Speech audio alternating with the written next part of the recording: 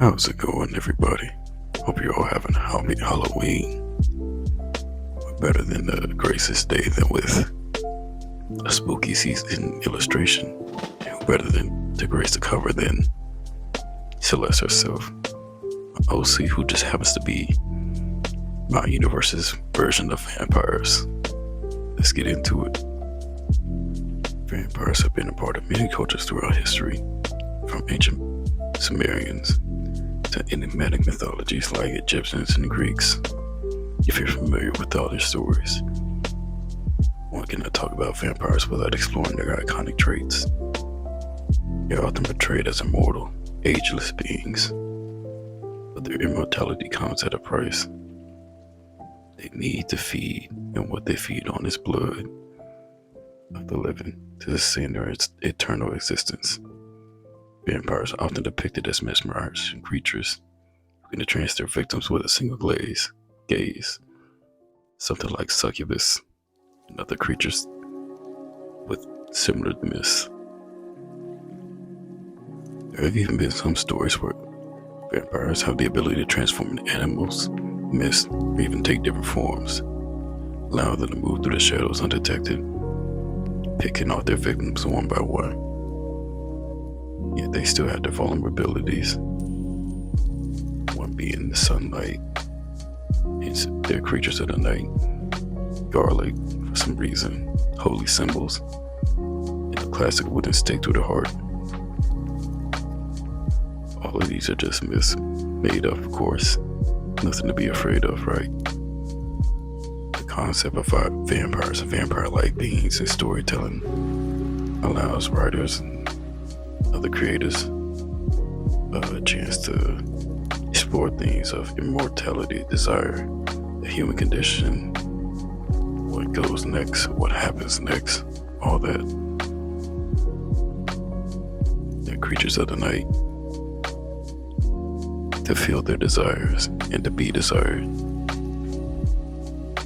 whether you want to be a part of it or not. The world is theirs as they make it. At least that's how I see it when it comes to vampires, or my story, The Blooded. I can't talk about the Blooded of my universe without talking about the creator, the Blooded fruit itself. The Blooded fruit was Typhon's most trusted ally. They made sure to keep their centuries-long plot a secret from the Olympians up until the Elaean cleanse, where it said the Blooded fruit made themselves known amongst the chaos and took the lives of many of Zeus's children before a number of the Blooded fruit's old acolytes have confronted them. The fate of the Blooded fruit is still unknown, along with those disciples who chose to side against them in the final moments. All we have is hearsay, and that's the excerpt written in my compendium. And now an excerpt from my compendium on The Blooded. Depending on who you ask, the Blooded are more of a group of people, individuals who share the same curse, quote unquote.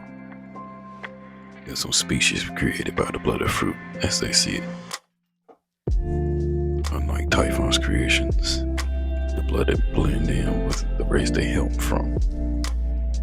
The only noticeable differences one may spot are the sudden crisping hue fixed on our eyes if they have any, aversion to warm climates, or the constant need to feed. The curse makes sure that those afflicted become blooded, and the offspring are born that way as well. While those in turn might have a hard time finding a way to get this so-called curse lifted, it's not impossible.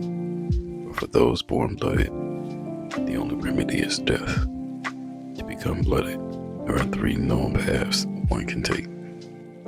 How wonderful if parents be blooded themselves, drinking the blood of a blooded from one given to you, or having yourself turn with the mark of the blooded via one of their centipedes. The curse ensures that the blooded must consume blood of a similar genetic makeup to that of the blood fruit Otherwise, they'll never be satisfied and only end up agitating that hunger. So if you bleed anything other than red, you're in the clear. If not, well then run.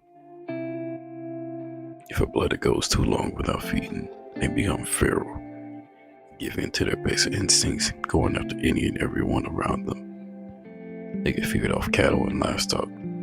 That provides a temporary fix. Eventually, they go after some unsuspecting victim, not too dissimilar from themselves. All carbon-based life forms can become blooded, and by the efforts of Ketsueki sorcerers, they'll never go extinct. It's not all bad being blooded. It comes with many advantages over their fellow men. Their senses become finely tuned to hear the faintest noises, so they're not caught unawares. Even in pitch black areas, they see better than most would during the day. Some have even been known to fly for short bursts and shapeshift under moonlight. On top of that, they have access to multiple blood and magic spells and incantations to a lesser degree, and a trained mage, of course. But they can also use spells in line with their own discipline.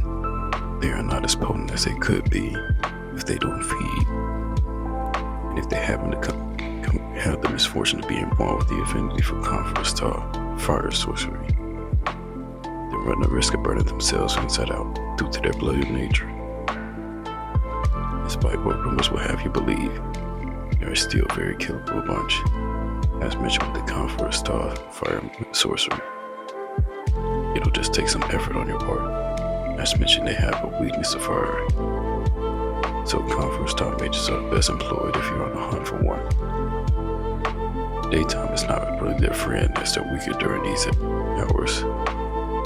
The majority have adopted a nocturnal sleep cycle after going into deep sleep, hibernating.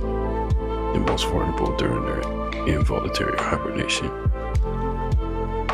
period, where they haven't fed in a while and are forced to sleep to conserve energy until some victim happens upon them. There are some blooded who have not completely given in to their basic instincts by taking a Dhamma potion. Celeste, for instance, is taking it. A Dhamma potion can stave off hunger for weeks at a time, allowing them to survive on regular food. It takes weeks for the potion to stock up and can only be purchased by Nethanon witches, as they're the only ones with the alchemic knowledge to make them. And they rarely share their recipes with outsiders, even if it's to the benefit of others. Over the eons, as the blooded have come to spread themselves across the cosmos into uncharted space, some cultures come up with different names of them, and origins for them, one of which being vampire, originated from a below average sized planet called Earth. And that's all I wrote so far. And now you have a little bit more lore as to the blooded, my inspirations for it, and just what all they can do. Thank you all for watching. Stay to the end to see the full illustration. And stay tuned for more.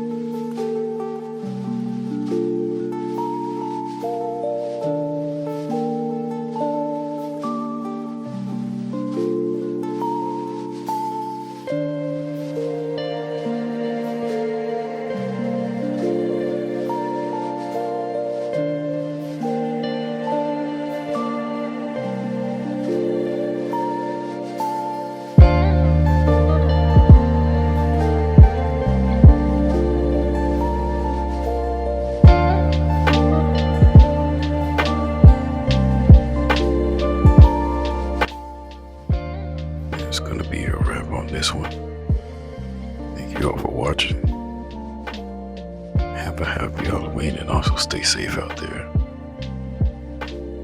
And if you want to see more videos like that, like this one, sure to share with your friends. Like, comment, subscribe, all the fun things. And I'll catch you in the next one. Stay rotten.